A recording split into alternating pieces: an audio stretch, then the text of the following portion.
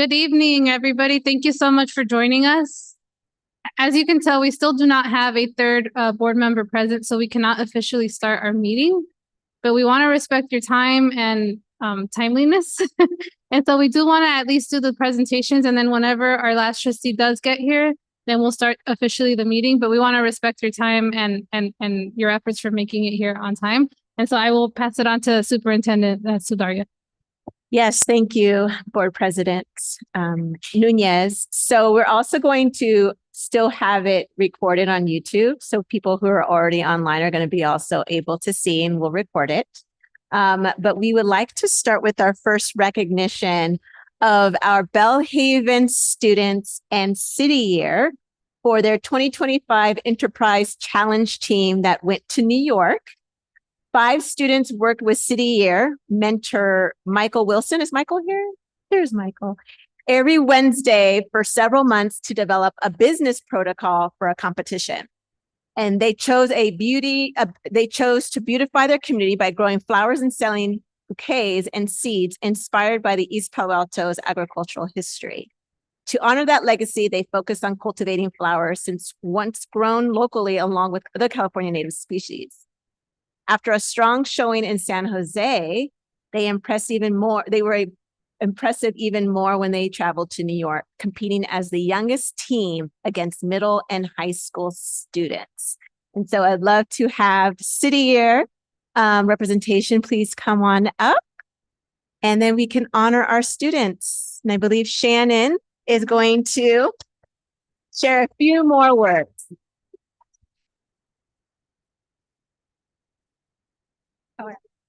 I'm sorry, say that again. Thank you. Just to let you guys know that this room echoes a lot. So if you talk in the back of the room, even if it's hushed tones, it's loud and clear in our ears. So it's really hard for us to focus on who's speaking in the front. So just FYI. There's no secrets in this room, yeah, so be careful. We can hear it like you're talking to us. So just letting you know. Do you want me to call the students up also? Do you have them? I have the students. Yeah, if you want to call them Yes. up. Okay. All right. So before we share more information, we have 3 students of the 5 Belhaven team members who attended the trip to New York. Chelsea Mancilla Garcia. Come on up, Chelsea. Earn Alex Jordan Reyes. Please come on up.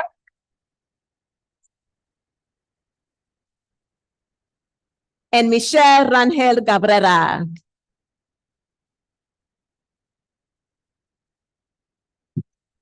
Thank you, Gina. Thank you, everybody, for being here. My name is Shannon Spafford, and I'm the Chief of Staff for City Year San Jose Silicon Valley. And I've had the pleasure to work with Michael and Alvaro, who have worked with these students all year long on this Enterprise Challenge. King's Trust is part of King Charles over across the bay.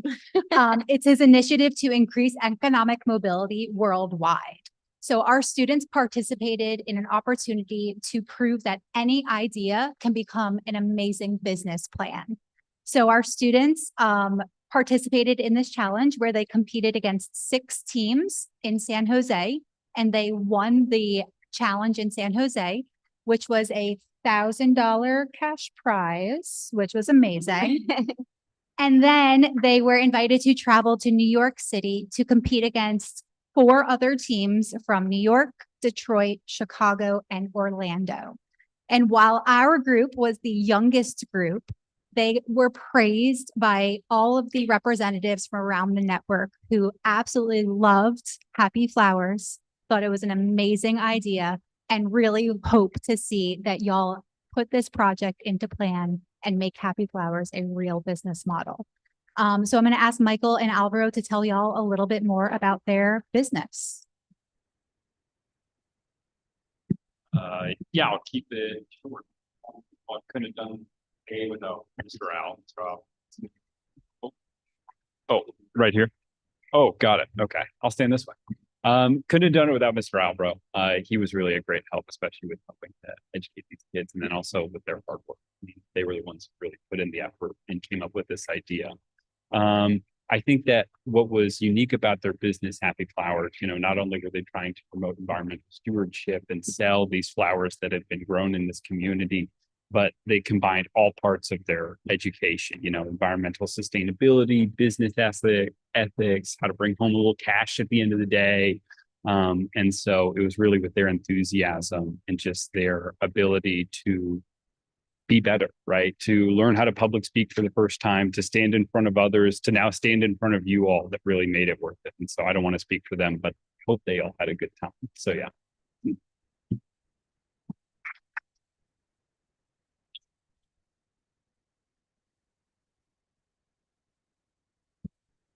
I'll just add one more thing. So we're excited to hopefully continue this next year and years moving forward, kind of having this as a program where students see other students continue to grow and become educated in businesses and entrepreneurship, and praise that New York trip and kind of have that as an end of the year goal. And so it was awesome to be a part of it, and I'm looking forward to how this grows in the future.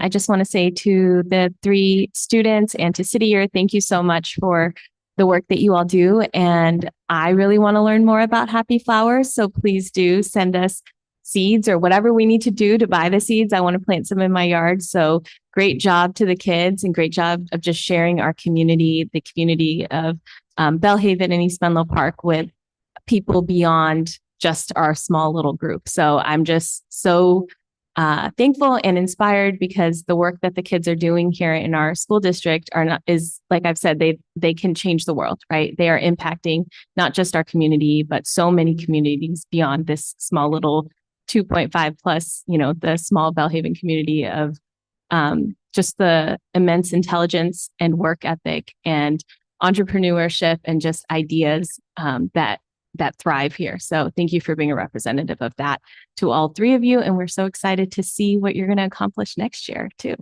So thank you. I'd echo everything that's been said. And I think it's also really cool how you were able to take the history of East Palo Alto and incorporate it into your business plan. I think that's the best measure of like a person and like how like you're still humble and you're still like connected to your roots while trying to build yourselves up.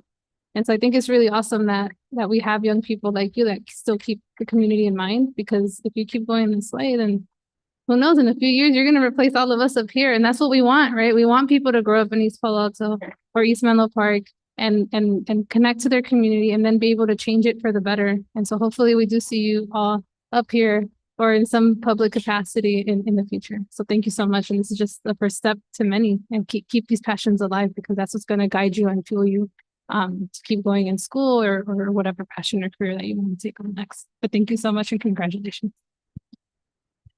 I also want to share, parents, way to have trust and faith that your kiddos are going to be just fine traveling across the country to New York as 5th graders.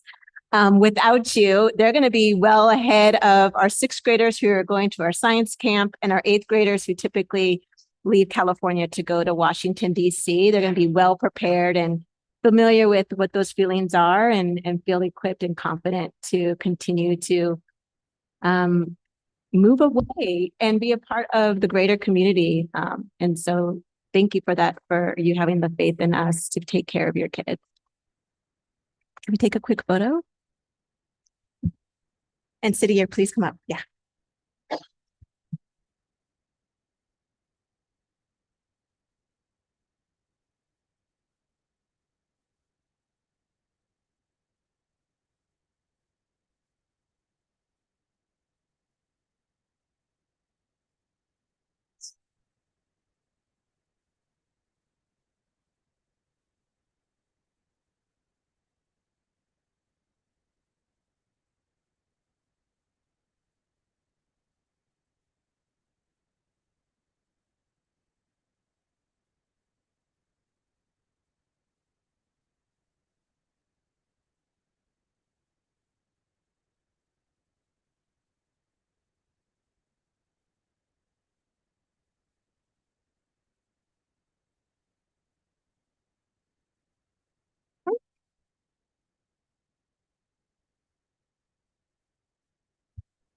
All right, we also want to use this time then to recognize our athletic program at Cesar Chavez Ravenswood Middle School.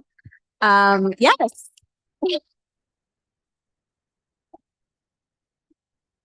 So they have been participating in the Art David Athletic League, and I think I'm using the words that our athletic coordinator Mario has shared, is that we have arrived.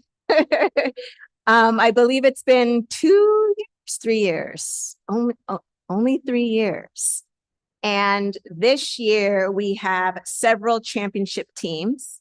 We have tennis, flag football, volleyball, and basketball.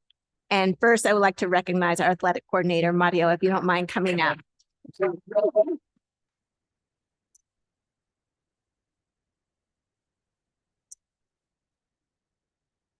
Can I say a few words, Coach? Hey, my name is Coach Mario. I got hired as the athletic director 5 years ago. My goal was to join a league where we mimic what our students are going to see in high school, and the Art David League does just that. It's been tough, but thankfully we've been blessed that we had and have the coaches that we have. For example, Coach E, who's here, and Coach Paco.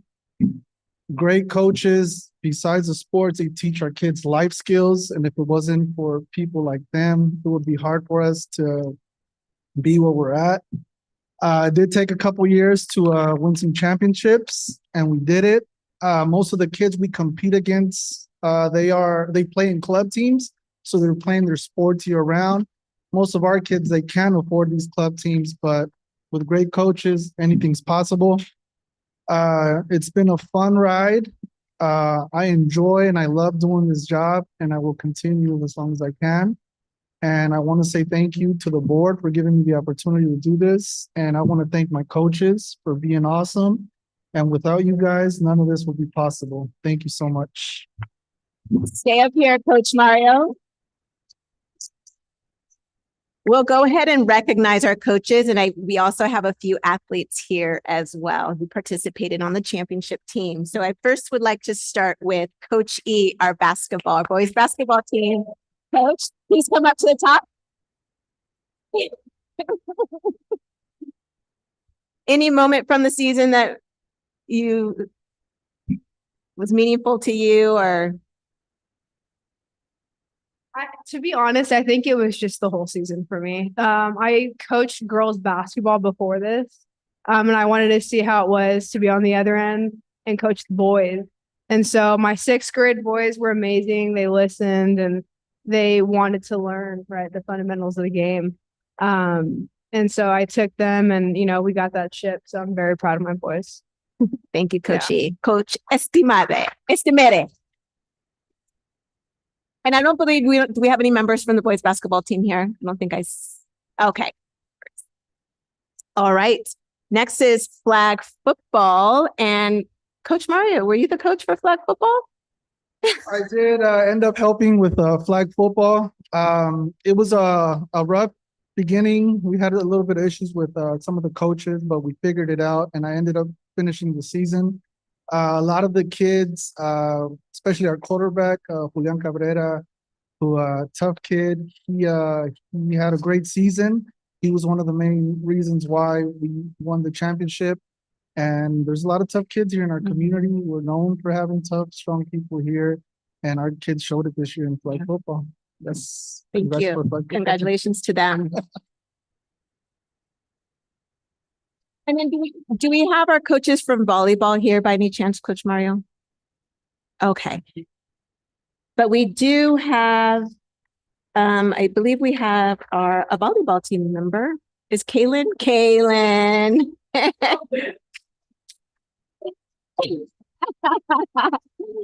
Kaylin's on the championship team. Quick question, Kaylin, is this your first year on the volleyball team? So you were one of the leaders. What grade are you in? Oh, so you're 8th grader leaving us. All right. So you're leaving a legacy for our volleyball team. And we hope you participate in volleyball when you go to high school. Awesome. Congratulations. Please stand up here. Or you could stand with the coaches. You could stand with the coaches. And then now our tennis team. And I do see our Coach Paco here. If you don't mind coming up, Coach Paco, for East Palo Alto Tennis and Tutoring. Is this our third? Second. Second, but I Get ahead of myself. 4 years. Okay. So, yeah, another championship year, but we had some rough times, but we got through them, and we got one of the players here. We are lucky that we have the new facility. I think that's going to bring a lot more players, a lot more interest, and hopefully we are able to develop players from Castaño, and that'll bring maybe even more championships and maybe even more teams, 2 teams later on. But thank you guys. Thank you everybody for the support, and appreciate it. Awesome. And then we have Alvaro Arroyo, please. Alvaro. Alvaro, do you have any words you want to share? Any moment that was special to you over the season? It was fun. Wait, how many years have you been playing tennis? 2 years. 2 years. And were you on a doubles, a singles, or Doubles. you guys do doubles as well? Yeah, doubles. Awesome. Well, congratulations to you. And I believe you're an 8th grader. Oh, we have another you. Fantastic. You'll be leading the way as a captain. Any comments? Congratulations to all of you and the coaches. Thank you. We know Coach Mario when he was coach of T-ball for our little kids. So it's great to see you not only in our community, but also at our schools and just leading those kids or our kids from when they're babies to all the way into 8th grade and getting them into high school. And also Coach Paco and Coach E, thank you so much for all the work that you do. For you students, you guys are amazing. You guys remember the things that you're learning, whether it's mental toughness, whether it's teamwork, whether it's getting past a failure. Those are lessons that you cannot take for granted because they're going to just help you in every part of your life, whether it's sports and especially outside of sports. So thank you for your commitment and the work that you guys do. And also congratulations for winning and being the best. That's amazing.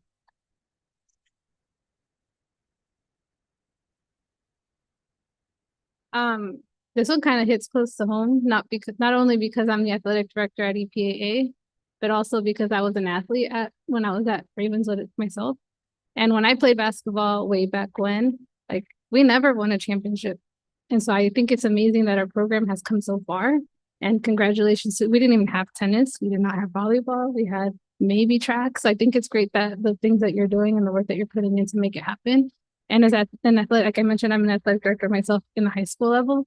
I know all the time that goes into it and all the last minute cancellations, or I can't drive, or oh man, do I have enough students? And so I think it's amazing. You're always on as a coach and as an AD, it's always happening. And all the work that goes in for the students, that they never see, they just show up to the game and they're like, hey, it happened. But it's a lot of work that goes in on the background. So I appreciate you for that. And the coaches, it's true. We can't do anything without great coaches, and coaches are what leads it.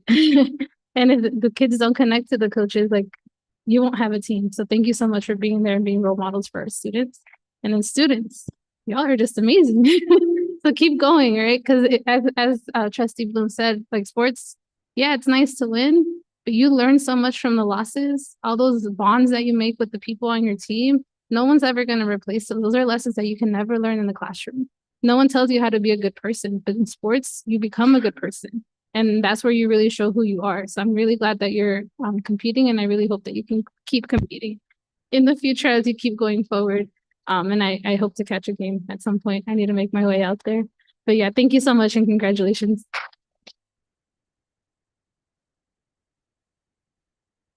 And then if we can pull you all up here so you can take a picture. Dr. Mara, you're going to come join us?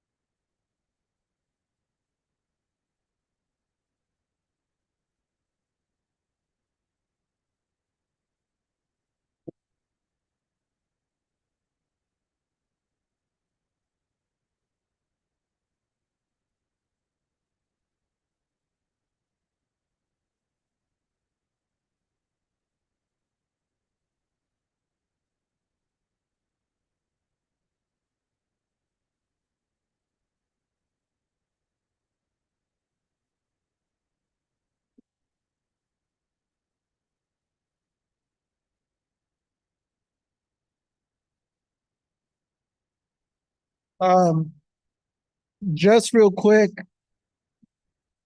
Coach E didn't want to share a moment, but my favorite moment, and I want to share it with everybody because it's very, very special. So St. Carlos, for the last 30 years, they've always made it to the championship game or won the championship for sixth grade basketball. We were playing them at their home. We were going back and forth, back and forth. They were up most of the time, but eventually we made it work at the end and we got that W. And because of that W, we advanced to the championship game.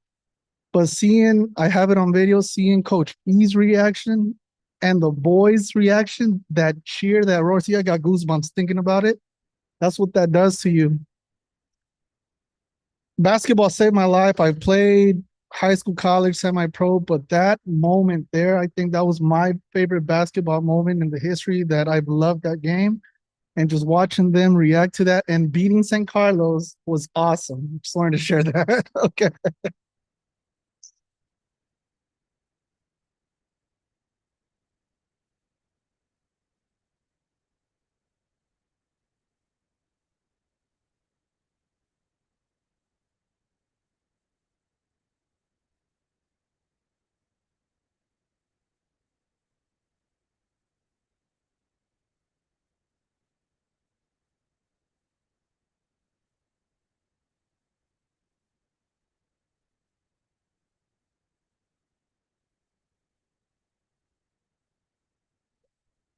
Can you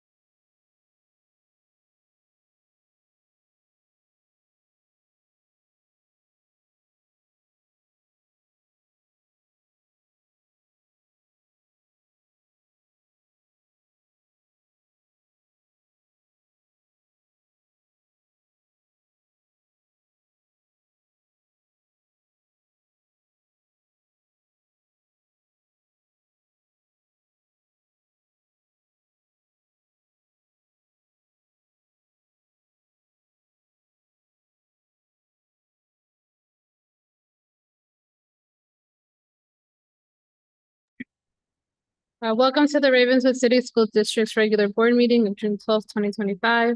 Our board meeting is called to order at 7:30 p.m. I'll start with the roll call. Trustee Bloom. Here. Trustee Tavera. Present. And I myself, Laura Nunez, am present, so we do have quorum. We're gonna move on to item number 2, which is the approval of the agenda, which we will modify and in respect to the people who are here.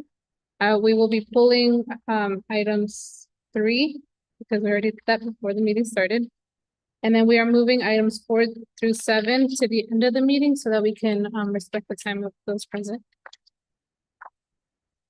We'll be moving items 4 through 7 until after item 14.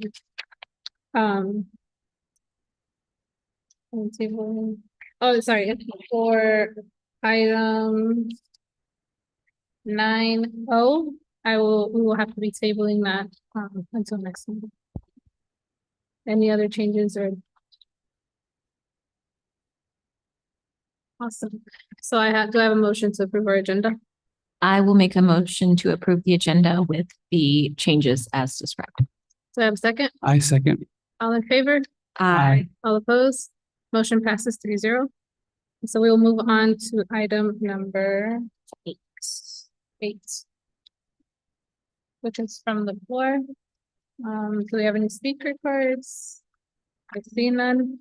And so we'll move on to number 9, which is a consent agenda. I will entertain a motion to approve the consent agenda. Again, we are tabling item O. I'll move to approve the consent agenda with item O tabled. Do I have a second? I second. All in favor? Aye. All opposed? Motion passes 3-0. From there, we'll move on to board reports, item number 10. Any board reports? I'll just say that we had promotions. I was able to attend all of the 5th grade promotions and the 8th grade promotions. It was a great celebration. Loved seeing all of our community members and the future leaders of our community. So thank you to all the staff, teachers, and after school people who are here as well that work with all of those students that we saw. It was just a really great celebration and it was nice to be in community. Just want to echo what my colleague said through the chair.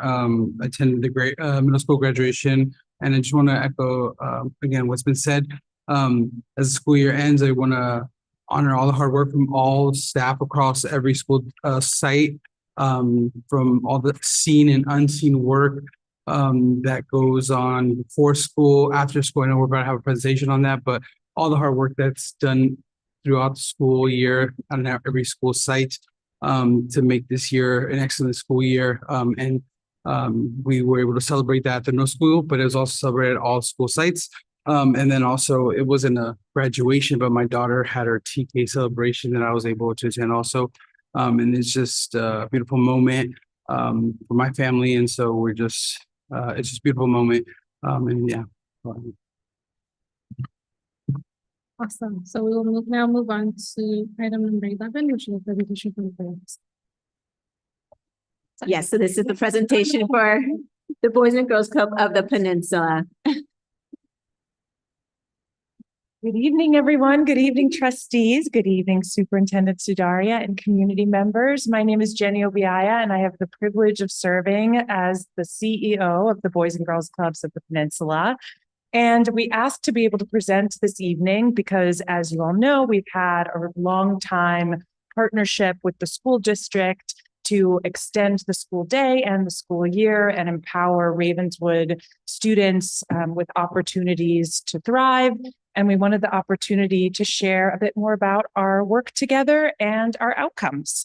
And as you can see, joined by an amazing group of BGCP leaders and students today. We've got Yami, Lindsay, Dan, Eric, Mac, Lena, Nick, Selena. Thank you all for being here. And you'll hear from some of them shortly, but I'll just go ahead and get started.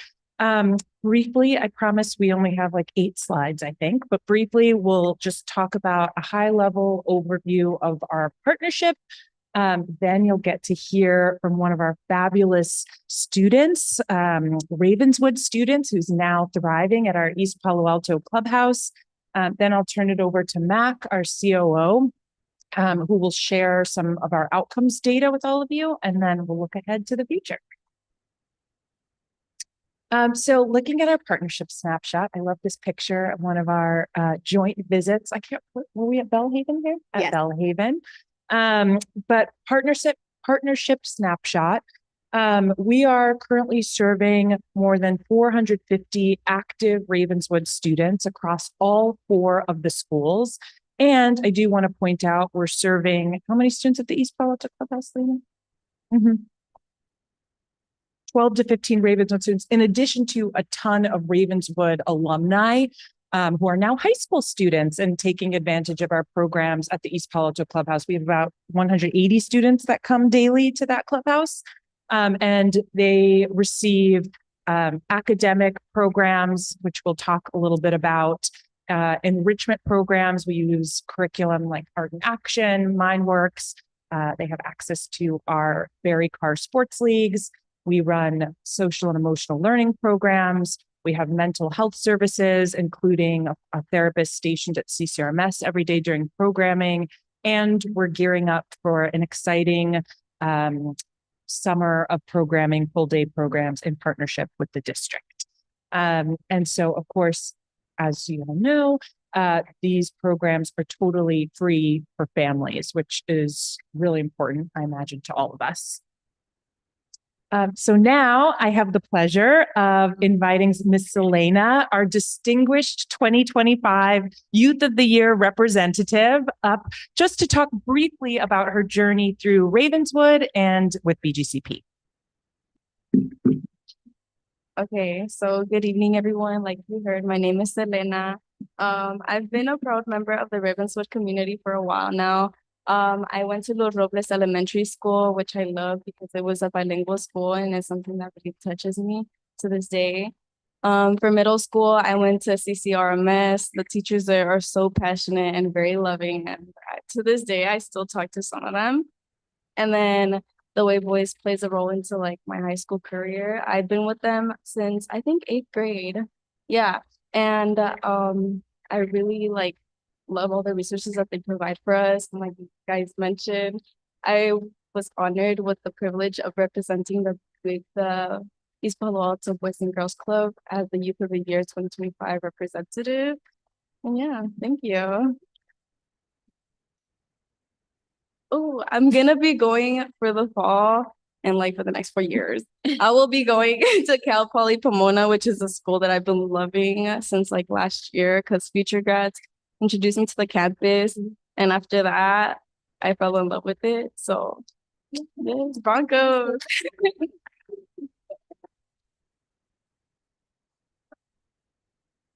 Thank you, Selena. Selena is great for going and representing us whenever we ask her to. It's fantastic. My name is Mac Azadi. I'm the COO and CFO of the Boys and Girls Club. And we wanted to walk you through just a few of our numbers tonight as well. So one of the things that we do actually every month, we meet with Gina and Joy and talk through the Ravenswood priorities and what are some of the things that we can do to support them. So one of the key things that we talk about on a regular basis is attendance. And so this year, we expect that during the course of the year, we will work with 866 total students. Now, that part of that, if you look at the bottom part, is what we expect to have happen over the course of the summer during our summer programs. So that's still TBD, obviously. Our target numbers for this year are 260 at Castanio for K through 5 and 140 at CCRMS.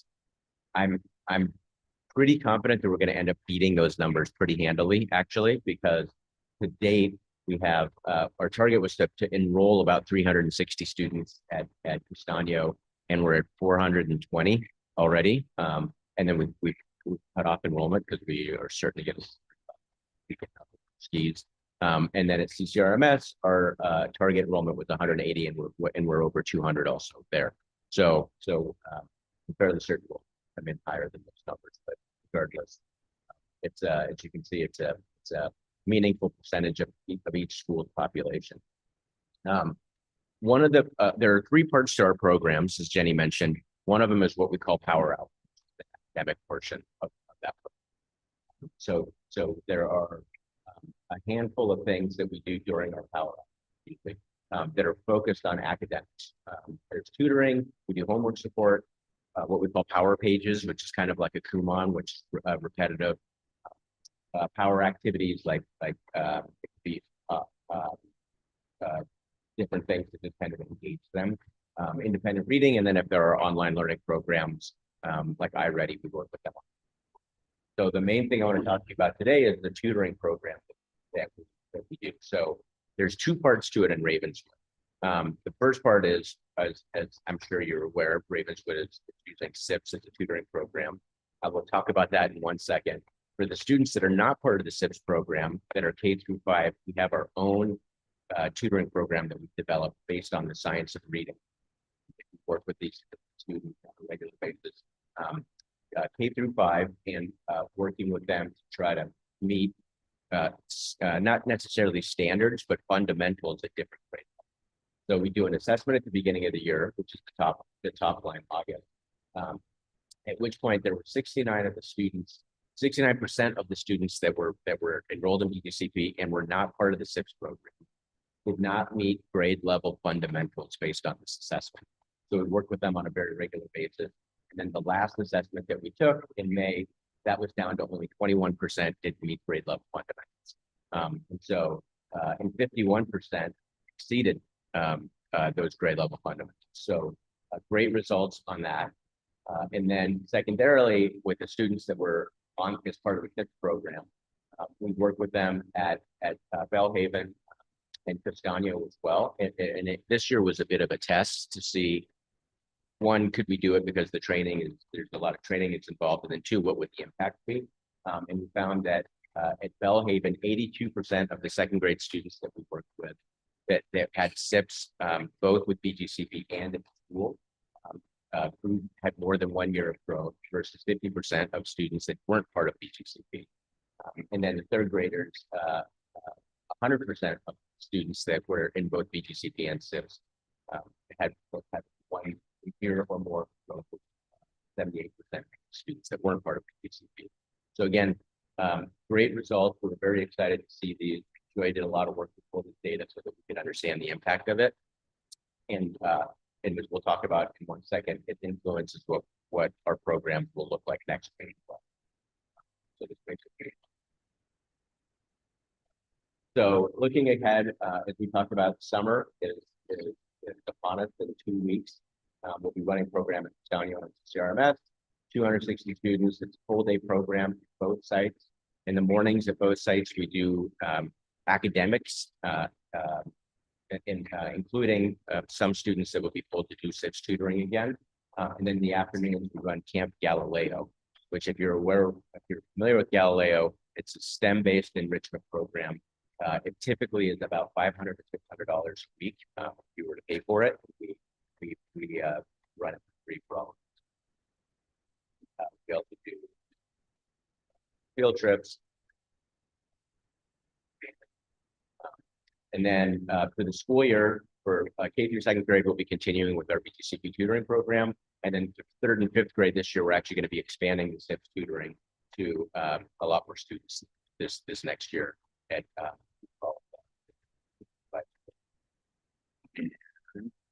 that's it for us. There are any questions, we'd be happy to answer any for you.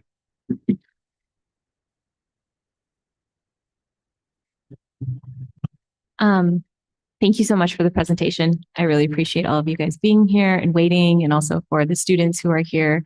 I know many of you probably know my kids for many years. I hear about Miss Yami from way back when. So, you know, I think if you go back to your slide there's 2 data slides, right? So one is the test that you all do that's internally BGCP. And this is what that's from. So this data is from there. And then the other one you showed was from the data from Ravenswood that I know that we're looking at next week.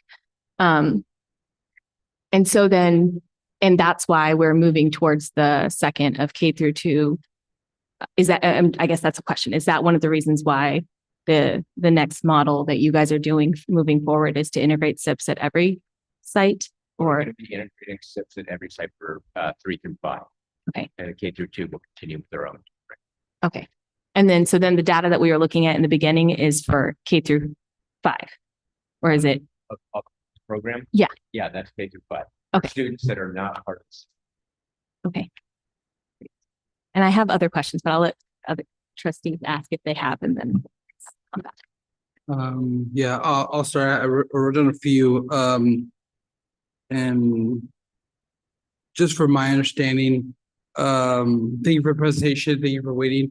A few, and you don't have to answer them right away, just for my understanding. The first question I have is roughly how many staff do you have on each site? So that's my first question, just for my understanding.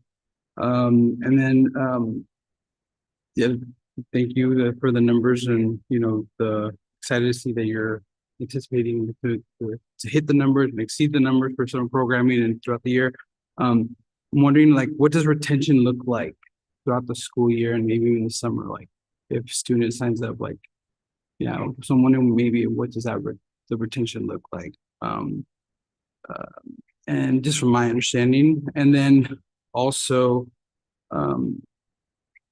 what does like your family engagement look like, or model, or how do you approach family engagement or outreach? How do you get your students? Like, is it a referral base? Is it, I just, for my knowledge, knowing, how do you do that? Just because I want to know. And the reason why I ask is because, I grew up here in this community, product of this community. And then I think my experience in this community, like I think experience of many students, child of immigrants whose parents didn't speak the language, English. I grew very, very sheltered. And so growing up in, a time of like crime, their way of protecting me was like, you're allowed to play in the backyard, and you're allowed to like see your close relatives, and you go to church because we go to church. And so like those were my experiences growing up. And so like I didn't go to Boys and Girls Club growing up because my parents were very sheltered. So I'm just wondering, like, and I'm not saying like I fell through the cracks, but I know that there's children in our community that fall through the cracks, the service cracks, of our community. And so I'm just wondering, like, what does how do you reach out to the community, and what's the engagement look like so that other students aren't falling between cracks? Yeah. Yeah. Okay, I'll try to remember all those. Yeah. So the first one Sorry about was, that. the average number of staff at each site. I would say we probably average about 10 staff at each site. Yeah, 10 to 12. So it's primarily ratio driven. So we have, based on the ratios, and so we have the part-time staff are the staff that work directly with the students. We have instructors, and then we have a full-time site leader, and a full-time assistant director, and what we call an office clerk, which is like the admin. So it varies a little bit based on the attendance of the student. So, but average about 10 to 12. The second question was Retention. So I can get the actual percentages and let you know. I can tell you the retention number is the retention number during the course of the year is quite high. The numbers that we present to you are what we calculate is our average daily attendance. So the student has to attend at least 40% of all the program for us to even count them in our numbers. Right. So it's not what a lot of places will use an enrollment number or a serve number, which is if a student shows up once, they'll count them. We only look at an ADA because I think that shows true engagement. So I can find out what the actual retention numbers are. Back to you. And then on how our outreach to the community, I'd say there's two parts to it. So if we were to talk just about the schools, it's primarily through the school. And so, but I will say everything we do is both in English and Spanish. Communicate everything in Spanish as well. And so it's primarily through the school, through the district as well. So they help that we partner very closely to recruit, communicate with the parents to the district and the school.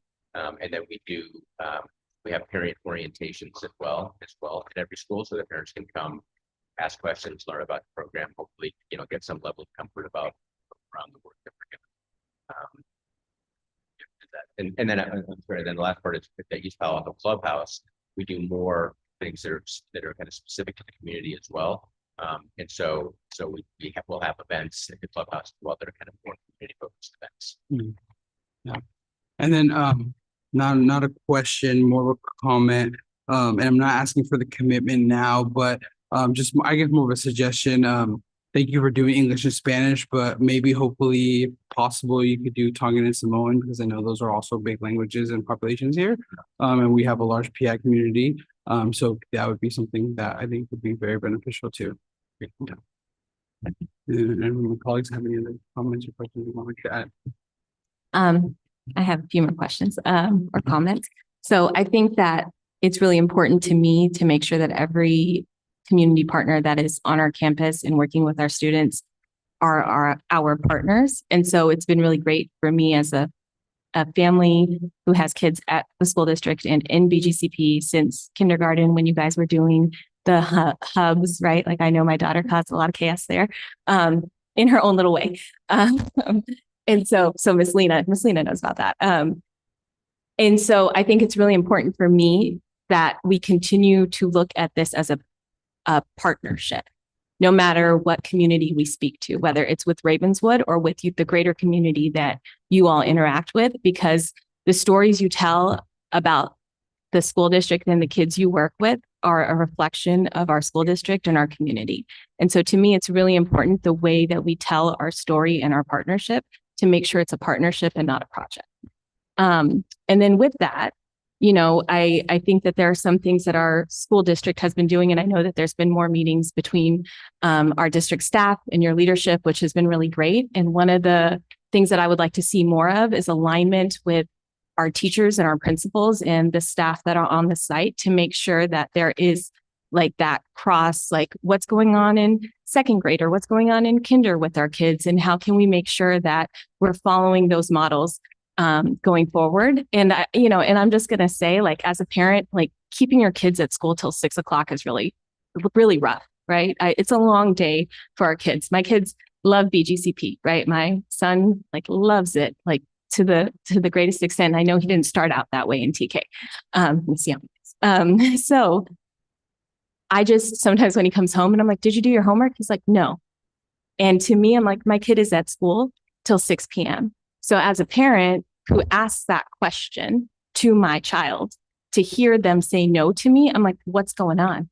Now I got to ask, like, you know, all the people that work at the school site, like through BGCP, why didn't that happen? What's going on? And I get like, you talked about your staff.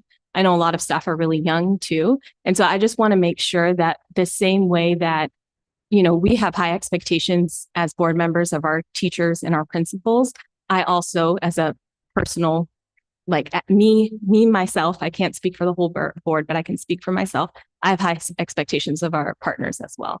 So my kids are still in BGCP. They're not in there this summer, but they will be back next year. And so I think that's one of the things that I really want to make sure that we talk about and we address, and we make sure that we get every school site is unique. And I just want to make sure those conversations go beyond just the staff talking to staff, that there is some level of like, hey, you know, a parent said that the kids were on their phone and they were watching TikTok, or the teacher was learning a TikTok dance or doing a TikTok trend, right? Like those are things that are coming home to parents. And so when we think about parents who are wanting to shelter their kids, if they hear something that's happened like that, it will make them feel like, is this the place I want to be for after school till 6? And so I just want to put that out there as well. And I would love to hear from you all, like, how do you see yourself continuing to deepen that partnership so that some of those things beyond just SIPs, but like our phone policies and things like that align? Thank you so much for your comments. I'm so happy your students are at BGCP.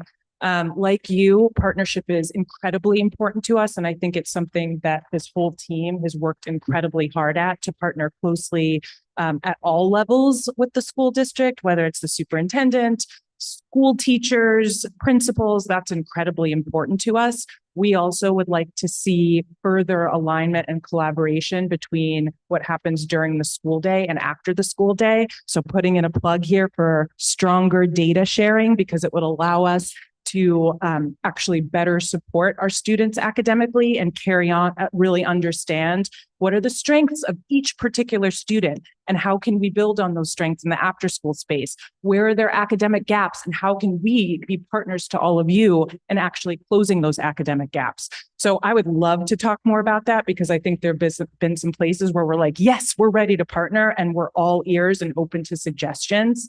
I would also say thank you so much for the feedback about the homework completion. I think it's always sort of a balance of how we sort of optimize the hours, the finite hours that we have with students. And that's where we really lean heavily on our partnership with our school partners to actually tell us what's important to you. And so this was great to hear from Superintendent Sudaria, to hear from our principals. It's important to us that you guys are running SIPs. And so we changed our model and we started running SIPs. And so that comes with some trade-offs in the sense that, you know, there are only so many hours in the day. And so we try to do rotation so students can get their homework done. It doesn't always happen. And we are committed to trying to listen to each parent and understand what's important to them, because you're exactly right.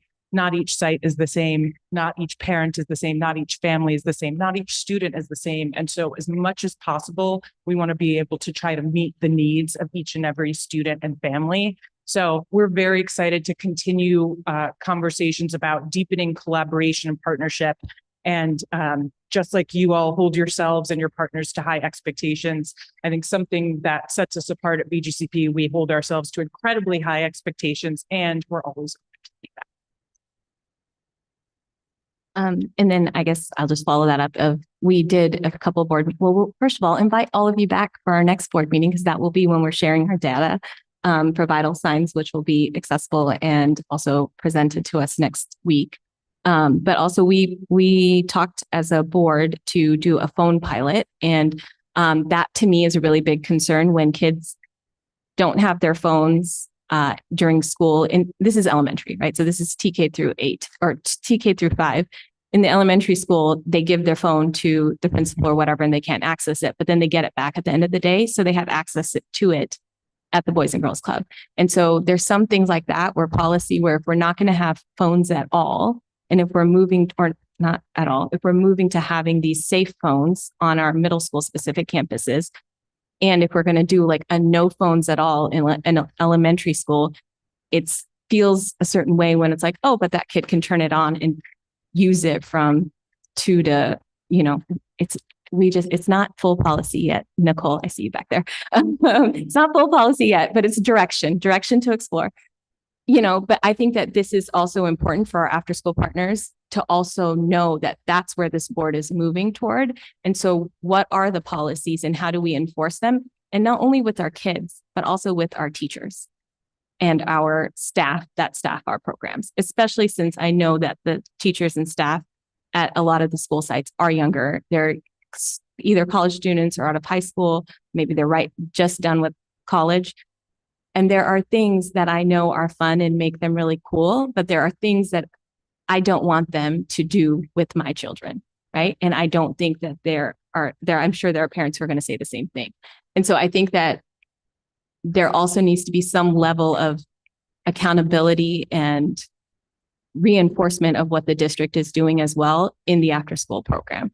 And so I just want to put that out there for you all to know. And if you didn't hear that meeting, it was, I don't know, a couple or three times ago. I'm sure our superintendent can share with you about that plan, and I'd love to see alignment there as well.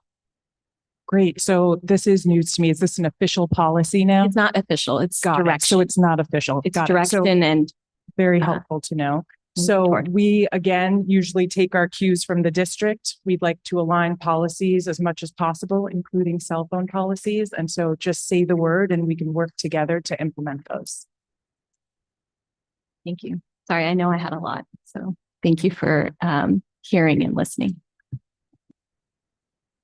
Thank you so much, Thank Jenny, you. Mac, and team. And Selena, I want to recognize that Selena is an example of the Ravenswood promise and how our partners and the school district are working together to fill gaps where the school is able to do only so much, and then our partners are able to also uplift. And I'm hearing your story too, Selena, of how supportive your family is and how much you value the hard work of your father. And thinking about how he's influenced you to want to be an entrepreneur as well. So just really excited about what the future holds for you. And I really appreciate the team members are at the school sites. And we got a couple of them in the back there, Dan Young and Lindsay still. Eric, yeah. They're the ones that are actually holding it down, and having had a chance to visit the sites, the enthusiasm and what you're able to speak about the program is very encouraging, but more importantly, like you truly care about the kids, and that was representative when I came to each of the sites. So thank you to the folks on the ground there. I think most of the instructors are college students, and then they come to the site after school. I think also the data shows that the SIPS implementation is paying off. So excited to see that we're expanding that through 3rd through 5th grade. And we'll talk a little bit more when we look into the curriculum adoption about the impact SIPS is having. So thank you for making those shifts as well. Thank you so much for your partnership. Thank you.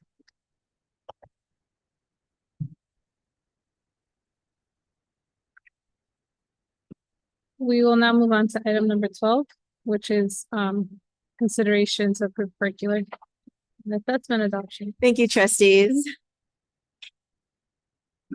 We have also some members of our instructional team from the middle school in Bellhaven who are supporting us also with the ELD and math curriculum.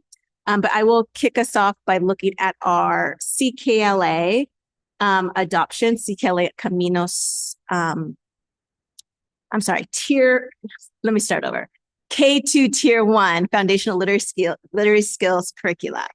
We have started off with CKLA Caminos back in 2022, 2023.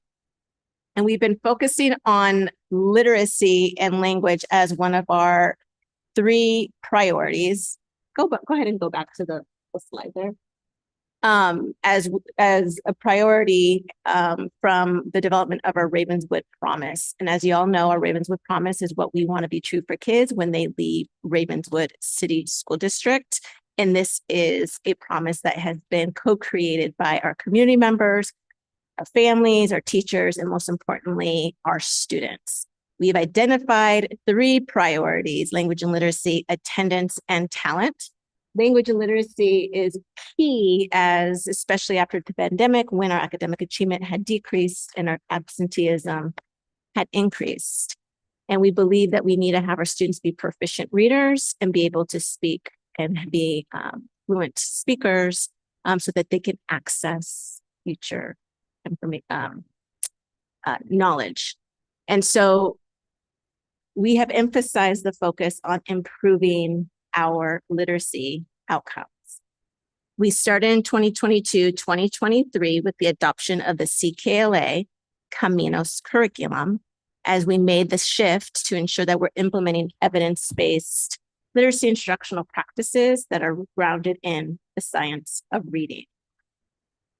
2 of our schools had implemented this curriculum out of the 3, Castagna School and Bellhaven.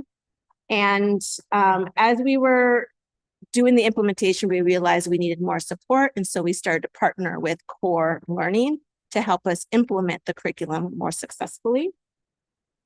And that we were able to increase about 70% of our teachers implementing the use of the curriculum. Evaluating the implementation, we realized that having multiple forms of Tier 1 curriculum across our schools is not meeting the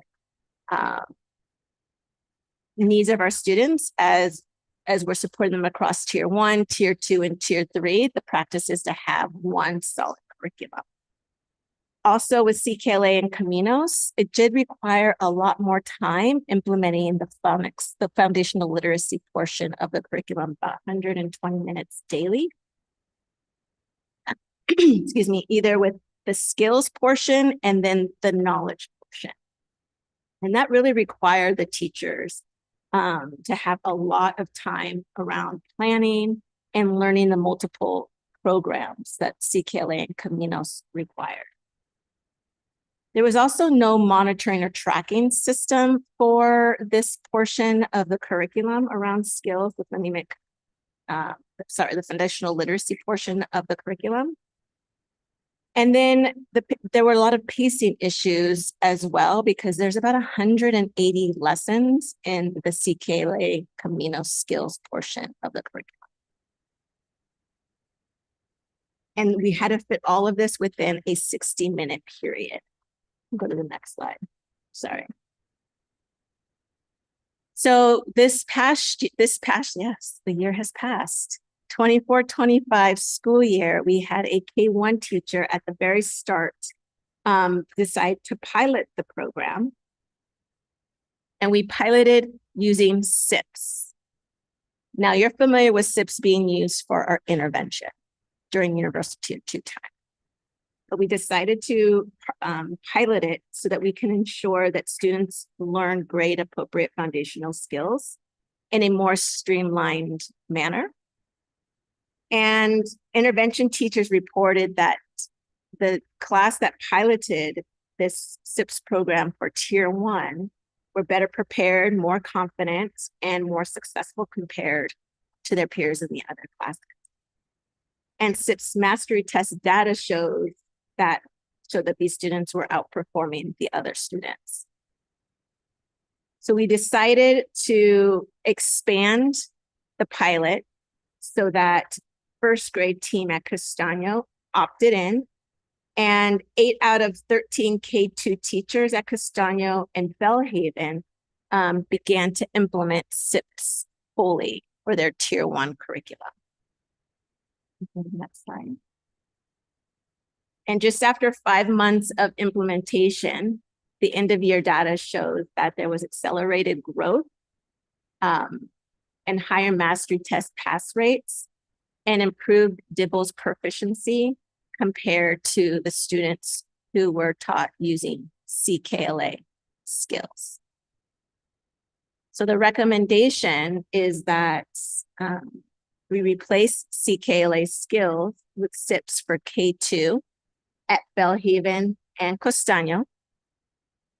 And the equivalents to SIPs in our Spanish dual immersion program would be the use of Estrellitas at Los Robles, Ronald McNair. And this would ensure that across all 3 of our elementary schools, regardless of one being a Spanish dual immersion or English only, there'll be coherence across the 3 schools. And more importantly, across the intervention tiers, Tier 1, Tier 2, and Tier 3.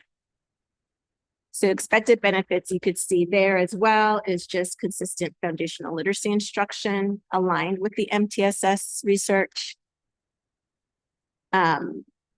improved instructional scheduling and being able to allow all the components that are necessary, and also more opportunity for small group instruction. And then we obviously will see and we anticipate accelerated student outcomes based on the data that we saw this year in such a short period of time of implementation through the pilot program. Let me pause here and have questions, because it's going to be 3 presentations. So this is the. Do we have any questions? No, I don't have any questions. I guess, I'm sad that didn't hear, but do we have data for Los Robles in terms of like their achievement levels? Can you go back to that slide to see if it was included?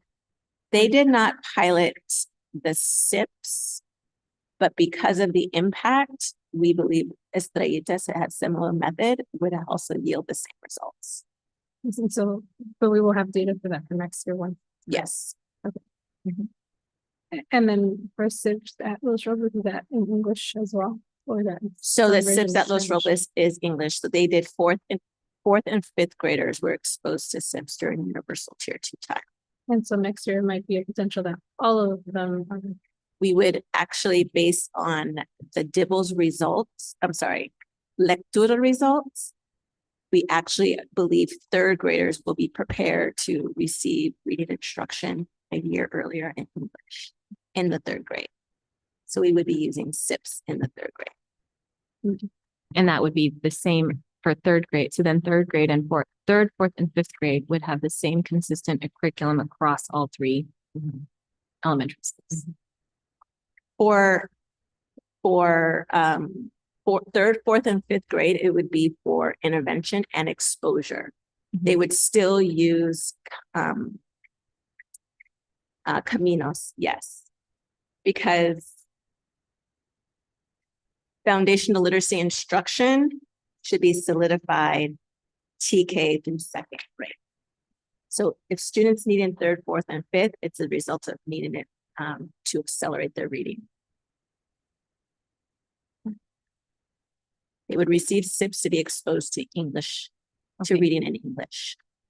And this is a sidebar question that maybe we can keep for next week or later, but I think one thing that this board has asked for is like the language acquisition model for Los Robles. And so it would be really great to see that and then how this curriculum fits into that. Absolutely. And from TK through 5. I think that would be really important for us to see as a board and for the community to see. That's great. We actually just completed our instructional leadership retreat, and all 4 schools were in attendance. And one of the conversations and emphasis that Los Robles focused on is ensuring that we have a language acquisition model to present to the board so that we could have the board review and approve for 26-27 school year. Yeah. All right. One more presentation. Are you back? Okay.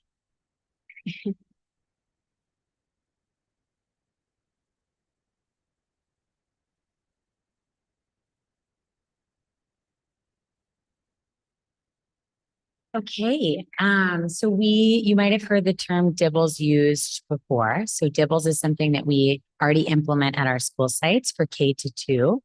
It is a screening for reading difficulties, which is different than an evaluation that is used for special education for something like an IEP or a 504. So something like DIBELS is still incredibly useful. It's a tool to inform instruction and measure progress and identify learning needs. And it's a flag for a potential risk of reading difficulties. So, oh, great. Okay. And so essentially what this new law means is that all students in K-2 will need to be given this screener once they enroll. So not only students that enroll at the beginning of the school year, but of course, students that are enrolling throughout the course of the school year. A big change here is that, sorry, I'm moving to the next ones, is that this reading assessment needs to be given, sorry, you all, this is a lot of logistics, which is very important, but it is all how we will be rolling this out at our school sites, right? So making sure that it's done within 45 days, making sure that we are collecting data appropriately, and also assigning specific adults at each school site to do this work. I would say one of the new and most important parts of this law is that in addition to administering DIBELS, we should now also be administering Lectura.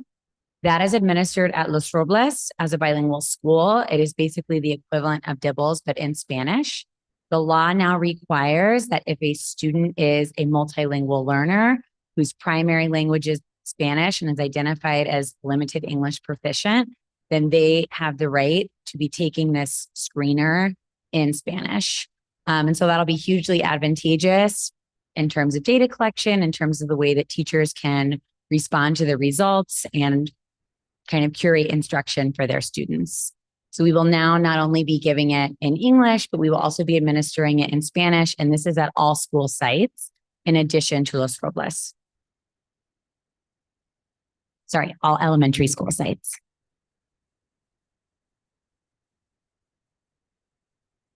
And our recommendation is adoption to be in compliance with this law. Any comments? I have one. I had a TK student this year, and with our own like data collection as a district, I felt like the teacher was overwhelmed. And so what I just wanted the district to think through what supports we're giving these early age classrooms so that these tests can be administered, because to be able to do a test correctly with one student while everyone else learning how to sit and react appropriately in the classroom is really hard. Inside the district, we should just have a plan to support teachers while administering these tests and assessments, especially if they're multiple times a year. Yes, so some sites have allocated their funds to have small group instructors. And so the small group instructors, while the teachers hold the class, do these assessments. And so Los Robles Montgomery, I believe, does not have small group instructors, but they do have teacher assistants. And I believe Alex, the principal, is working with other staff members to support TK teachers with those assessments.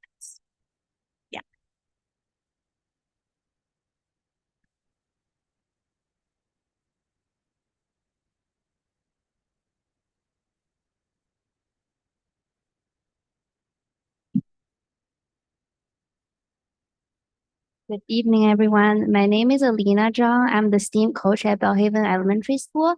I've been facilitating the math pilot meeting space this spring, and I'm here to give everyone some updates about the progress of our math pilot team process, and also make a recommendation regarding our math curriculum choice for the upcoming school year. Just to provide some brief background, for the last 8 years, our district has been using our adopted elementary math curriculum. It's called Investigations.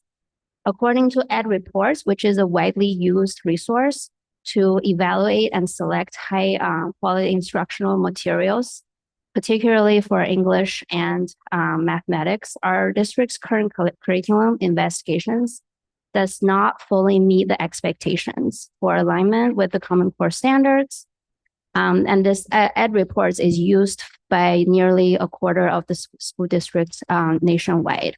As a result, we recognize that there is a need to start a math pilot process and find a new curriculum that is fully aligned with Common Core standards so that it could best meet the needs of our students and get them ready for middle school and high school and future careers.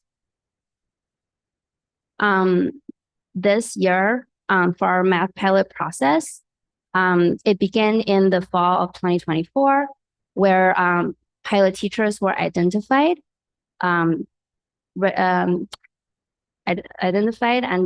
are representing a wide range of grade levels, and a math vision was developed. So the math pilot team, including teachers, district leaders, coaches, reviewed high quality math curricula, those rated green on the Ed Report website. And we selected two curricula, illustrated mathematics and bridges to pilot during the 24-25 and 25-26 school year.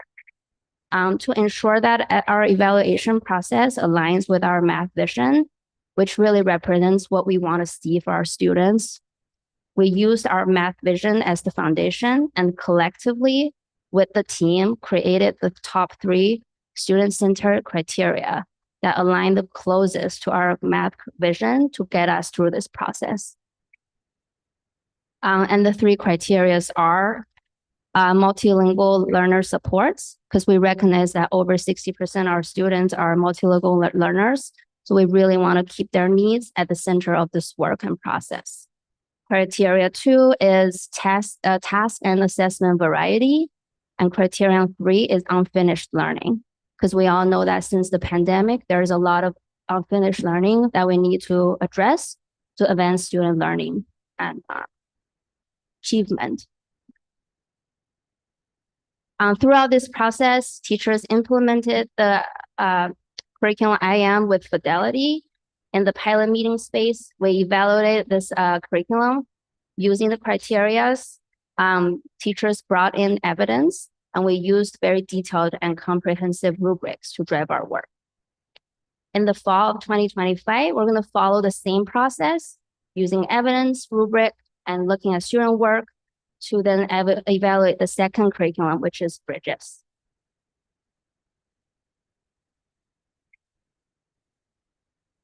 because that our pilot team will be recommending a curriculum for adoption sometimes next year, we're anticipating probably January. And our current adoption of investigations has ended. Also, that we know investigations does not meet the rigor called for by the Common Core standards.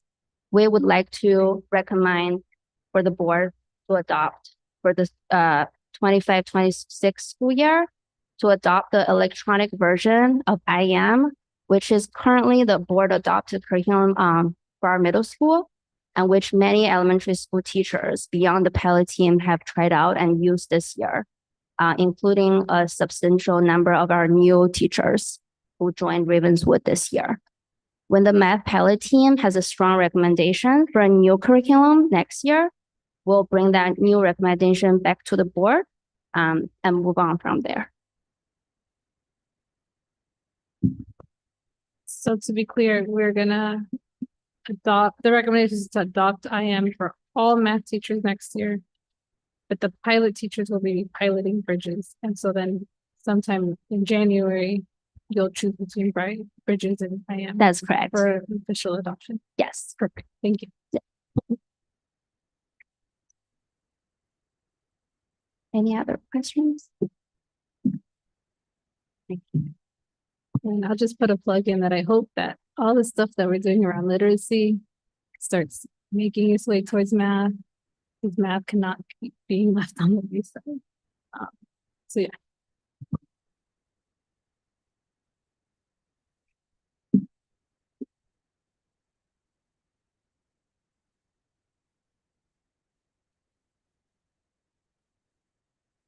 Good evening, trustees and Superintendent Sadaria. My name is Kyle Tana, and I am one of the assistant principals at CCRMS. And this past year, I also oversaw and supported our curriculum and instruction for our school site.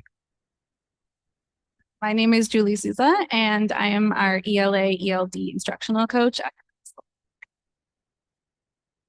And we are here to present our designated ELD recommendation to the board.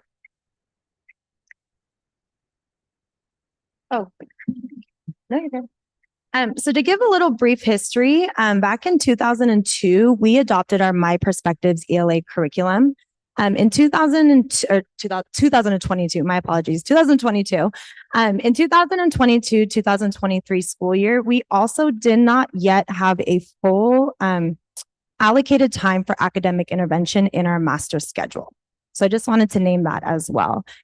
Once we implemented ELA, or My Perspectives ELA curriculum in the school year 23-24, that was also the first year that as a school site in our master schedule, we had allocated time for academic intervention with our 7th period. So that is where our ELD teachers tried out My Perspectives, their companion ILIT ELD program.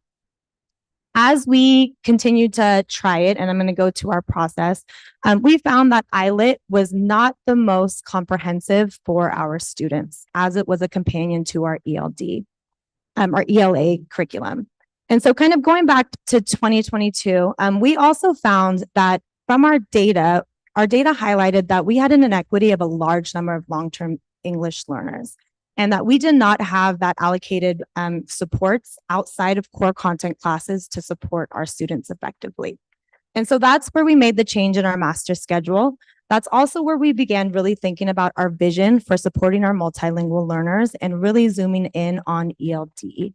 In 2023, after again, we adopted our My Perspectives, we tried out our ELD companion, the curriculum ILIT.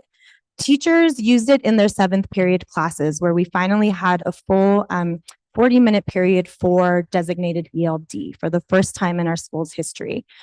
Teachers who were trying the ILIT curriculum, they found that there was a lack of tangible materials. ILIT did not have anything that was tangible, workbooks, student workbooks, not even a teacher edition for teachers to be able to effectively implement.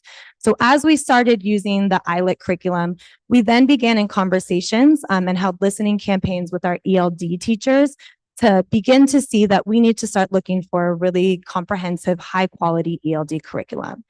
And so in the spring of 2023 and 2024, we actually began and got the green light to begin to explore the list of different ELD curriculums that are available in our state. And that's where we tried out different curriculums, teachers used them, we went through all of the resources, and from that, we selected Vista, Vista Bridges and Get Ready, National Geographic, and English 3D were the three that really stood out for our teachers. And upon review over the summer, as we move towards 2024 to 2025, what we found was Vista Bridges, Get Ready, and English 3D were the two that really stood out to us as the ones that we wanted to try and implement in a pilot effectively during our 7th period academic intervention programming. So California has an ELA/ELD framework, and this framework really outlines best practices that we want to use to ensure that our multilingual learners are receiving the best instruction they can. So during this pilot, we really made sure that we wanted to lean into that, stay grounded in those best practices. Something that's really important in English language development is not just using the language, but also understanding how it works, right? And so it outlines instruction should be in vocabulary, in syntax. So how sentences are built, how students write them, and how they can decode them and understand their meaning. And then also discourse patterns. How are we interacting with each other? How are we producing language? How are we listening and receiving? And it also states that our designated ELD programs need to be grouped intentionally so that we can make sure that we are addressing the needs of those various proficiency levels. Also, just something to note is something that we really liked about the programs, both of them that we piloted. They had a complex text in both of them, ensuring that our students weren't just doing rote tasks, but they were really engaging with the texts in an authentic way. And so our pilot team members included David Cardenas, Carmen Solis, John Aguirre, Mr. Armstrong, Ms. Luis Dezudi, Gabriela Gentile, Sal Saenz, and Gretchen Schwartz. And this is where we piloted in our 7th period academic intervention period, where we were very data informed in terms of leveling our ELD classes. And as Julie just spoke to, this was our criteria that we looked at as we investigated both curriculums and piloted, focusing on explicit phonics instruction, having multiple opportunities for productive language use, explicit instruction in academic vocabulary, aligned with the ELA/ELD standards. And this one especially, we wanted to really focus in on embedded assessment tools to effectively progress monitor. And so this was the timeline which I just kind of spoke to in terms of spring of 2024 is when we explored the multiple curriculums. In August is when we really landed on Vista's Get Ready and Bridges to begin our pilot. Teachers were trained in the curriculum by Vista's trainers. And then on Friday, we had our extended day collaboration. So every other Friday, our team of teachers, our ELD teachers came together with Julie to discuss the strategies, to discuss how the pilot was going and the implementation. In March, our teachers were trained on English 3D, and we had follow-up sessions with Julie to really support that implementation.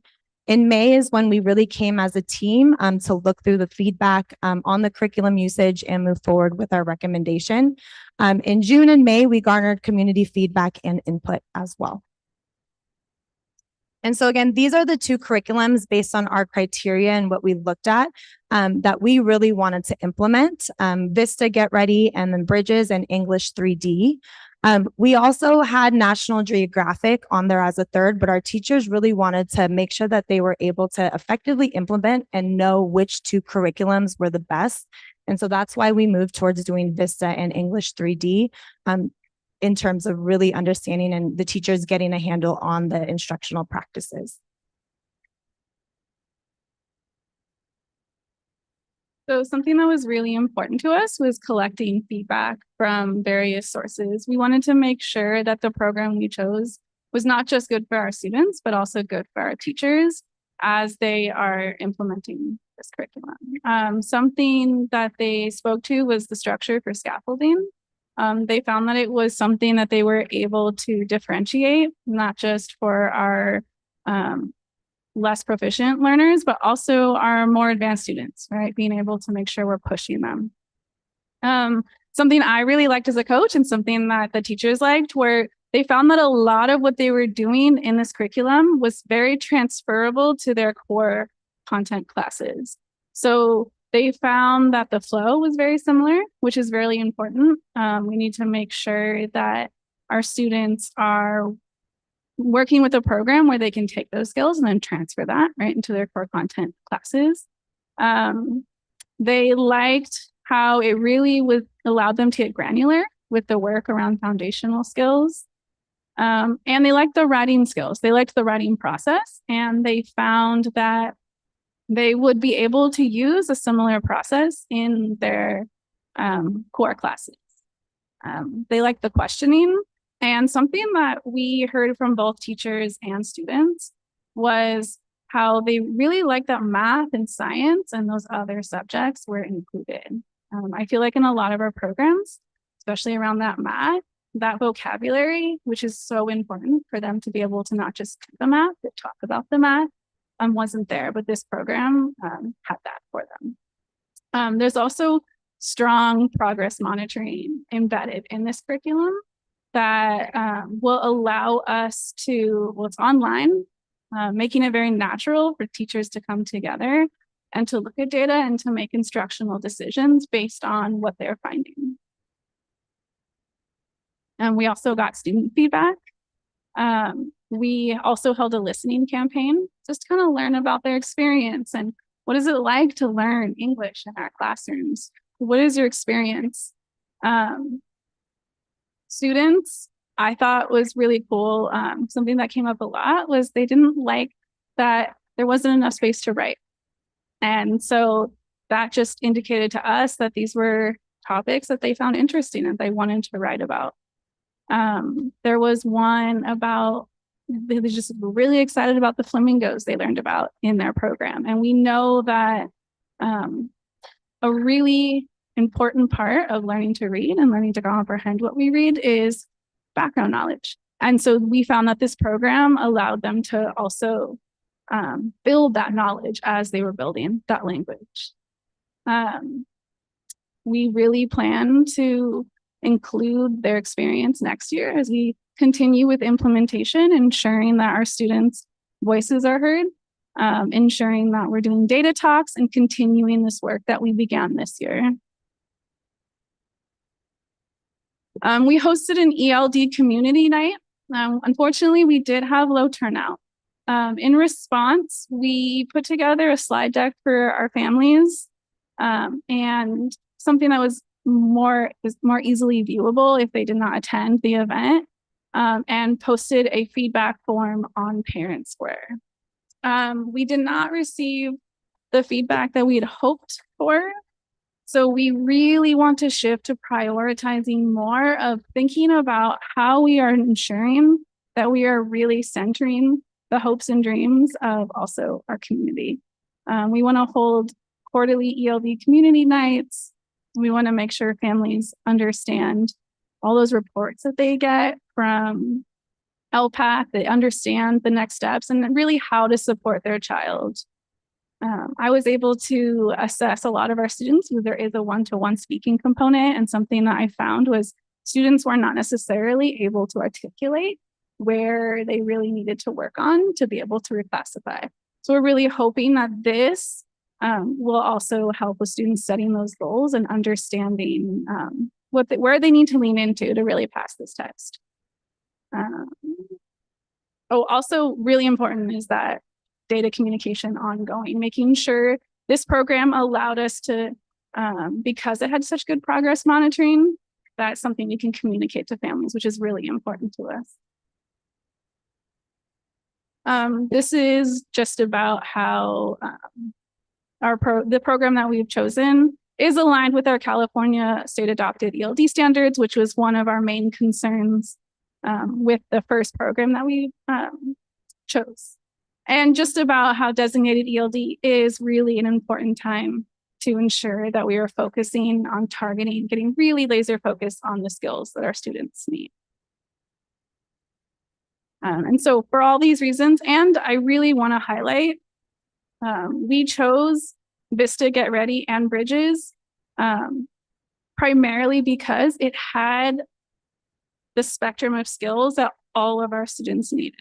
A lot of our programs we found assumed that our students were coming to us literate in their first language, and that's not always the case. And so we needed to be sure that we are providing classrooms that are also not only teaching our students the language, but how to read. And this program was very explicit and systematic in phonics, phonemic awareness, all of those really foundational things that our students are going to be able to use in their core classes.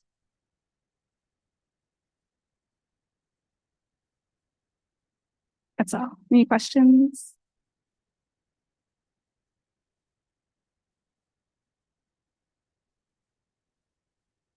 Thank you all for the presentations. We do have a speaker. To the chair, we have one request to speak. RTA President Nicole Sullivan. Two or five, two. Hello, everyone. Thank you for hearing me out. I just want to speak for the CKLA versus SIPS recommendation to the board. I did not talk to every K-2 teacher, but I was texting a bunch of them right now, and I got the following stats. 25% say that they prefer to have just CKL only, like forget SIPS. 25% want SIPS only, no CKLA. 25% feel that both CKLA and SIPS are valuable at the K-2 level. So they don't want to say like no to CKLA for tier 1. They want both. And then 25% think both are horrible. So those stats are very all over the place, but I'm just saying that to vote to say that we're getting rid of CKLA for tier 1, and if I'm wrong, please correct me, like to get rid of it completely just to put SIPS as tier 1 curriculum at K-2, the teachers don't seem to be on board with that. So if I'm wrong, please let me know, but that's what I'm like understanding from the slides, and it doesn't seem like that's what they want. Thank you. Yes, so my understanding is that we are not getting rid of CKLA. We are keeping CKLA for the knowledge portion, which is the ELA piece. And for the foundational literacy, we are implementing and adopting SIPS so that we can accelerate the foundational literacy skills that our students need. Based on the data as well, it does look mixed in regards to the informal survey that was taken. But our data in terms of student outcomes speaks volumes. And so we obviously had a conversation with site administrators as well of the 3 elementary schools. And based on the pilot and the outcomes, we were going to make our determination to move forward with SIPS for tier 1 if it shows that there is significant growth. And then there is a difference between the outcomes of those students who receive the SIPS CKLA, the SIPS tier 1 instruction versus those who receive CKLA skills. Some feedback that did come up that I am aware of is, what about the conventions and the grammar that is taught during the CKLA skills portion? And that information, those skills can be taught during shared writing and other pieces of the CKLA knowledge. But I do believe, and I heard from other teachers, that that would be a missing piece. But our students are not coming to us at grade level. We have to accelerate, and CKLA curriculum assumes students are coming to us at grade level. And SIPS tier 1 is SIPS used as tier 1, which it can, streamlines in a shorter period of time. So there can also be opportunity for small group instruction during tier 1 as well. And double doses of our SIPs implementation of the double doses of the SIPs curriculum will only prove to accelerate students' reading proficiency. We just saw data from Boys and Girls Club. So there are students who have double doses and then also after school program, and they're outperforming their peers who are not in after school program with SIPs as well. And we can take a look at our curriculum and revisit once we see that our students are moving and achieving grade level.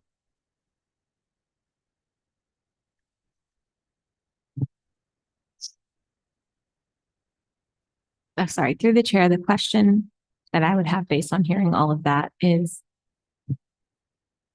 one of the things that I know that we want to make sure that we're doing is also do grade level instruction, right? So not only accelerate, but also grade level. And so I think that my biggest concern or question would be that SIPs does not take away, like moving to SIPs for tier 1 does not take away from meeting grade level standards. Foundational literacy, teaching foundational literacy is age appropriate and at grade level for K2. We need kids to master those skills. And SIPs teaches that explicitly. It's the phonics phonological awareness, the phonemic awareness, the letter sound names, phonics instruction. That is all age appropriate for TK through 2nd grade. Great, thank you. I'm sorry, we're doing this for kinder through 2nd. We use SEEDS program through for TK. My question would be around, so at the high school level, you have some teams that are lockstep. Everyone does the same lesson, the same day, the same way, same homework, and everyone does the same. Whereas other sites, everyone does it their own way. Like there's a general guideline of a curriculum, but you can add and modify and differentiate in different ways as you see fit for your students, because not every classroom is going to fit a certain model of what the curriculum might think that they are. So my question is, how is Ravenswood? Because everyone lockstep, like we're all doing the same lesson, same day, the same way, or is there room for teachers to modify and change as they see fit for their students? And if so, then could we potentially, yes, adopt the SIPs, but reinstate to the teachers that they still have freedom to insert CKLA so as needed? We have what is called a year at a glance, and there are going to be goals that we will backwards map, but there is a pacing that we want to make sure we're aligned to so that all of the standards for that grade level are covered. No, there's no way teachers can be lockstep in delivering a lesson, because there are needs that are going to impact whether or not reteaching or, all of our teachers are doing informal assessments and getting information in real time about how their kids are doing and if they're learning what is being taught. But there definitely has to be a range so that there's collaboration and teachers can be talking about planning around the same topic, standard, objective. We need to approve a curriculum to determine so that we can purchase the curriculum in advance, have it available so that teachers can use it for implementation. And also part of the Williams audit that you all are familiar with, we need to have that curriculum. We're adopting SIPs, but teachers still have elements of CKLA skills from this past year. We're not looking to supplement or supplant, but there could be supplement. However, there is an agreement that with Fidelity, we're using our SIPs curriculum moving forward in 25-26 to accelerate our students so that they are getting tier 1 grade level standard instruction in foundational literacy in a shorter period of time, because we also get a lot of feedback that there's not a lot of time to fit all of the components of CKLA. This in a shorter period of time gets straight to the foundational literacy skills that our kids need to have. And then we can revisit this to see if it's if we're getting the outcomes that we expect. Again, a handful in a short period of time has already outperformed teachers who use CKLA skills all year. And so I guess for the teachers that would want to keep doing CKLA, there is the bandwidth for them to keep implementing. And like, if I have, I guess if I think of my classroom, if I can, when I think of my curriculum and when I plan, I'm going to do the curriculum, I'm going to do the objective, I'm going to do that. But I still have, and they will still have the license to insert and modify. There's additional tools that can be used. Yes. Perfect. And then will they get district support, like workbooks? No. The materials will be for SIPs. Not for CKLA. No, because there's also a limited budget that we're going to review shortly. Okay.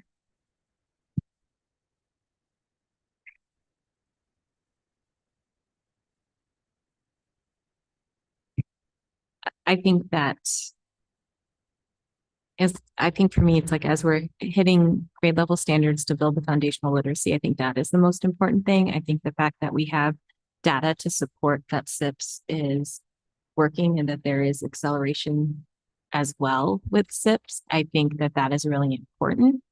And I also just think making sure that we have supports in place as we do this, just like we had supports in place as we did SIPs for tier 2 and tier 3 time. I think it's going to be also really important for us to make sure that those supports are in place for our 25% of, 25, 25, 25, each of those 25%, like 100% of our teachers who fall in different buckets here, that we support them with this. But I think at the end of the day, we as a board have asked the district and the team to show us growth.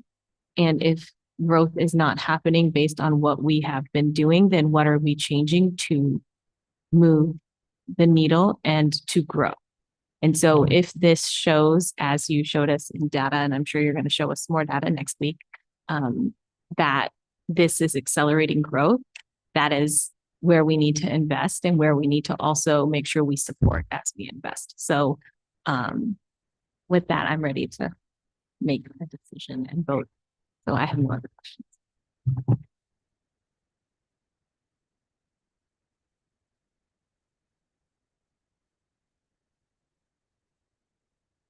I guess the data that shows it would be slide 8-10 from the presentation, where 81% of students are getting more than 1+ year using SIPs. I'm just referring back to the slide. You're talking about the slide. The practice screen keeps showing that. Correct. So overall, 72% of the students for the teachers who implemented and piloted SIPs for tier 1, 72% of the students had more than 1 year of growth. And 57% had on the CKLA side more than 1 year of growth.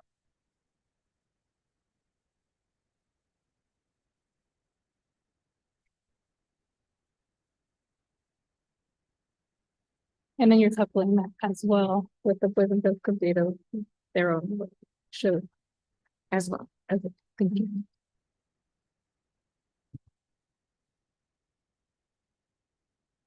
Do we have any other questions? Okay.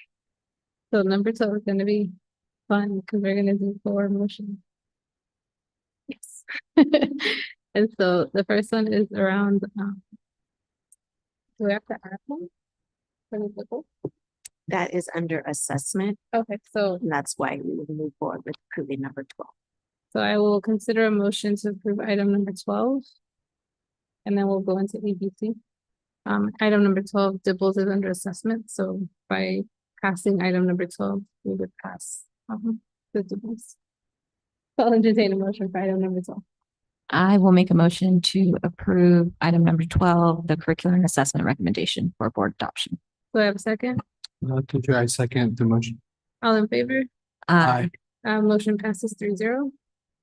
We will now move on to item 12A. So I have a motion to approve item 12A. Teacher, I make a motion to approve item 12A. Do I have a second? I'll second. All in favor? Aye. Motion passes 3-0. Now we'll move on to 12B. So I have a motion to approve item 12B. The chair make a motion to approve item 12B. Do I have a second? I'll second. All in favor? Aye. Motion passes 3-0. And then finally, for item 12C, do I have a motion to approve item 12C? To the chair, make a motion to approve item 12C. Do I have a second? I'll second. All in favor? Aye. Motion passes 3-0. That was fun. Thank you all. We will now move on to item number 13, where I will open up the public hearing on the local control and accountability plan at 8:51 p.m. And this is an opportunity for members from the public around the LCAP. I see none. Good. So I can adjourn the public hearing on the 25-26 LCAP. Wait, just kidding. Presentation. Oh, just kidding.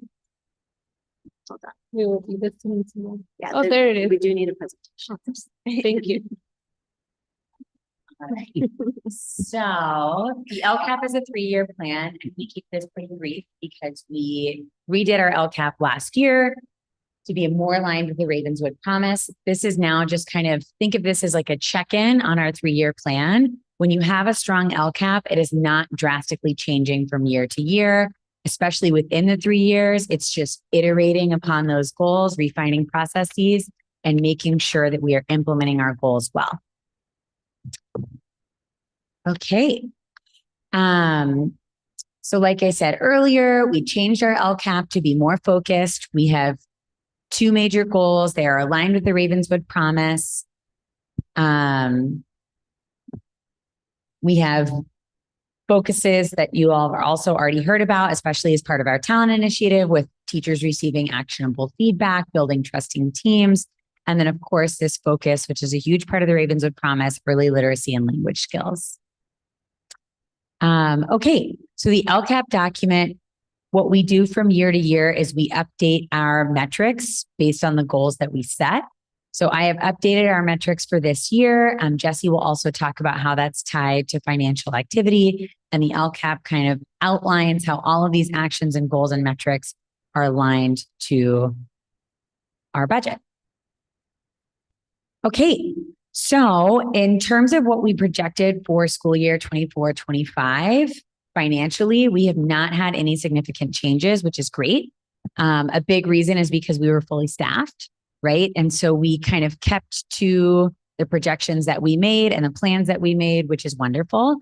So that means that no budget items have changed significantly, more than 15% since last school year. If they have changed, it is really just based on the fact that we projected how much a certain group of teachers would cost and that it's higher or lower, right? Based on where they fell on our salary ladder.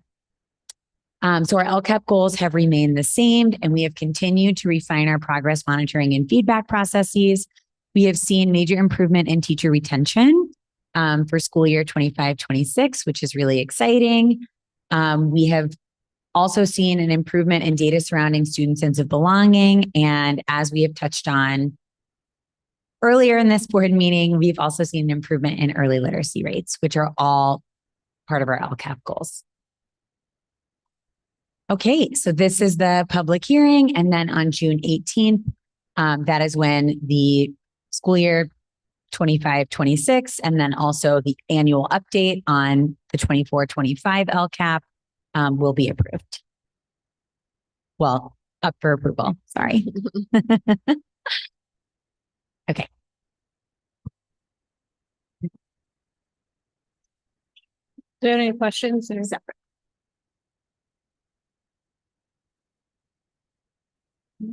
Thank you.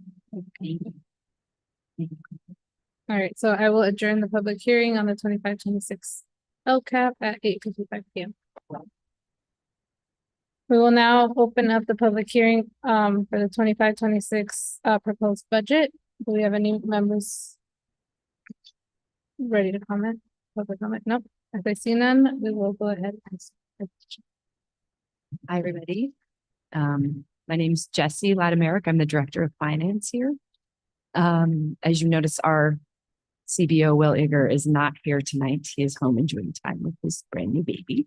So I'm happy to be presenting our school year 25-26 preliminary budget to you all.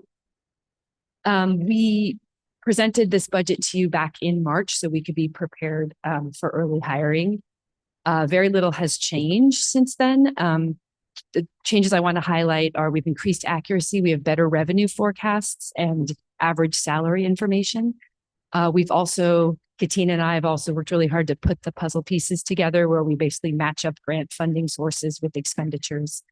And we've also shifted planned district office construction expenses from the general fund to bond funds. And so the net impact of these changes is that the total deficit decreased from about $2.6 million when we presented in March to about $1.3 million today. And that's primarily due to shifting the district office expenses from the general fund to bond funding. So the next, how many slides? 50 slides are the revised expenditure tables. So the line items of department and school budgets, which I'll go through every single one right now, right? I'm sure we all want to do that. They're here if you want to see them. Like I said, not much has changed. There have been some minor changes within school budgets. The principals all did a really good job working with us to get their budgets into alignment. So all the information is here if you want it. But otherwise, I can answer any questions and we will bring back our budget for approval next week. And at that point, it will no longer be a preliminary budget. It will be an adopted.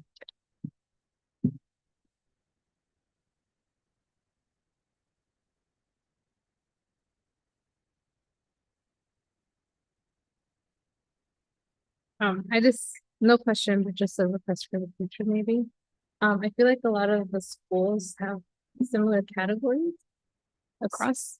So like teachers, playground personnel, you know what I mean? Aides. I don't know how easy it is, but it'd be nice to be able to compare like how much is going to each school for each section. Just so that we know that, or I internally know that we're spending at least pretty equitably amongst the schools. And that's not here, but maybe in the future one, it'd be nice to see it in that way. Okay. If possible. There's not too much of it. Yeah. But that would be my only. All right. Thank you. Yeah. So if there's no other questions, requests of more work, I will adjourn our public hearing at 8:58. Yeah. We will now circle back to item number 4, which is the proclamation of resolution number SY 2537, which will recognize June 2025 as LGBTQIA+ Pride Month in Ravenswood. Yes, trustees, we have a proclamation. And so if you would like to make a motion second, then we can read the proclamation. I will entertain a motion to approve the resolution. I'll make a motion to approve proclamation resolution number SY 25. Should I have a second? The chair, I second the motion. All right, I was going to hand this off. I think it'll be easier if I just read.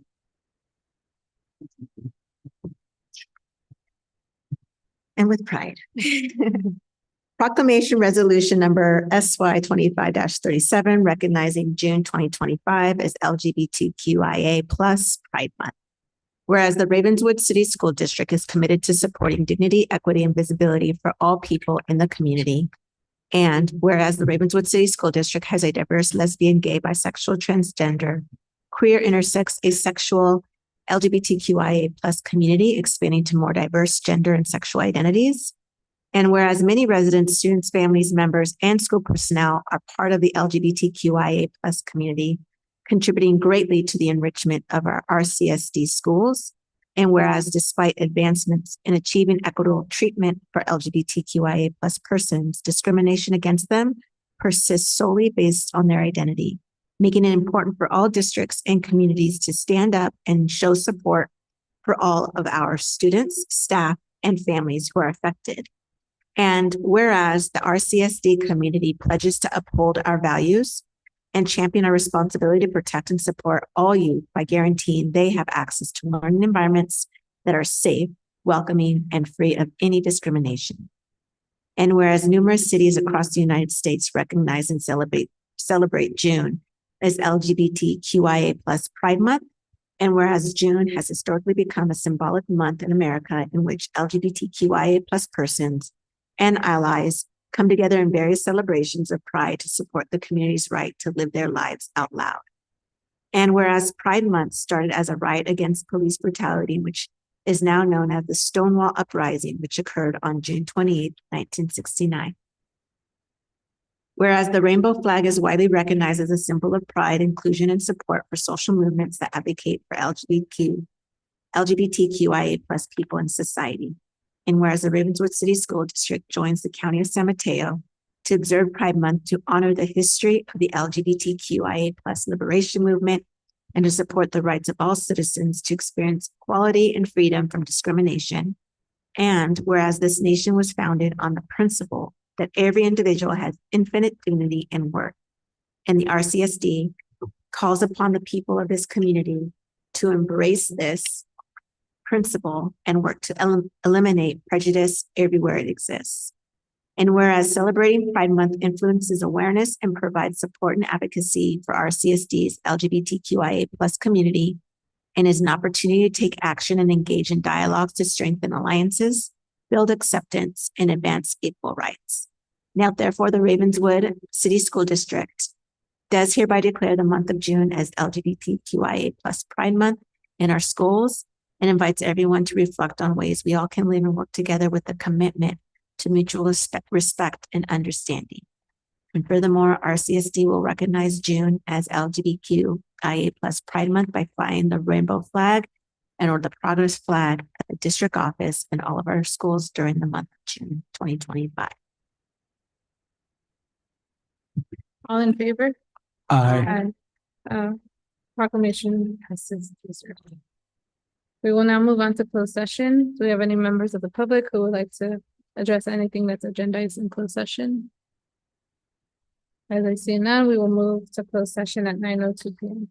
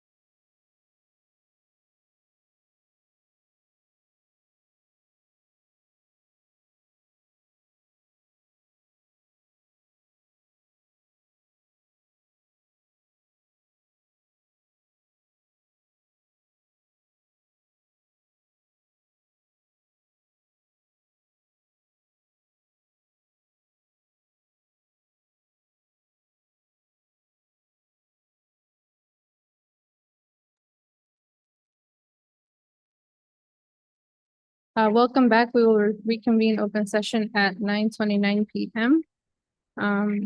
During closed session, we had some discussion, but no action was taken.